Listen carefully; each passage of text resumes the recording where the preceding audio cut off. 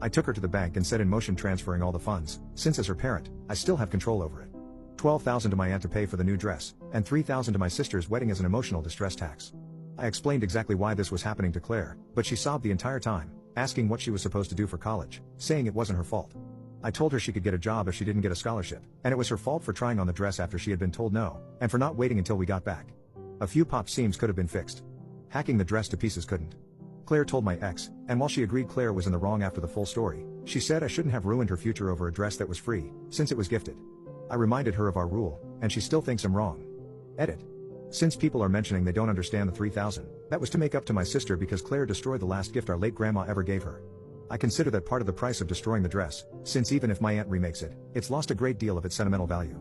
I pointed out how young we were when we had her because I wanted to explain how a 31-year-old has a 16-year-old kid. I do not resent having her, she's the best thing I've ever done. I also brought up Claire's size because Sarah has Crohn's disease, and thus is very tiny. The dress was made for her size, and Claire is much larger than her. I love Claire as she is, but just holding the dress up, it was clear it wouldn't fit. And to clarify, the money was Claire's have fun at college money, not her college fund. My ex and I are paying for whatever scholarships don't cover. When she was asking what she would do for college, she was asking what she'd do for fun and to buy things we didn't pay for. Update 1. So, I got off the phone with my ex about 20 minutes ago. At some of your suggestions, I sent her the pictures, and she freaked out. She apparently didn't believe me when I said it had been hacked apart and believed it was just a few torn seams. She was pretty much on my side after that. She told me that she spent the day badgering our daughter, asking her why she did what she did, and finally, Claire cracked and said she was mad that grandma wasn't alive to make her a dress, and that it was unfair my sister got a free beautiful dress as a reminder when my daughter got nothing, despite the many things she was given after the funeral. She tried it on, took it off when the seams popped, and then hacked it apart in anger. In her own words, if she couldn't have a dress from grandma, no one could. Honestly, knowing she did it on purpose has just made things worse. The fact that she could be so cruel, that's not the daughter we tried to raise. She will be going to therapy, whether that's in person when local therapists start taking new clients again, or on one of those apps people have mentioned. We need to talk about it more. Her punishment stands as is, though we're going to see how therapy goes.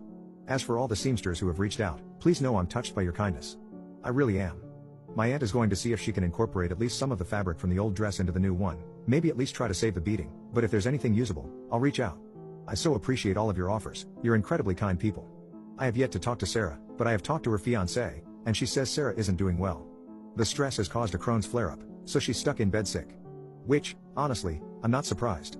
Crohn's is often triggered by stressful events, so I was expecting it. I told the fiancé about our aunt making a new dress, and she promised to take the remains over to her on Monday. She's thankful for us addressing the issue, but has asked us to give Sarah some space so she can recover and heal, and hopefully not end up in the hospital. As for the 3,000, we'll see what my sister's state is in a few days. If she has to go to the hospital, then the money is forfeit for her medical bill since it was Claire's selfishness that put her there, so she can pay for it. If Sarah does not end up in the hospital, then I'll consider giving it back after she's gone to therapy for a few months, if she's accepted what she did was wrong and worked to make amends. We'll see how the future pans out.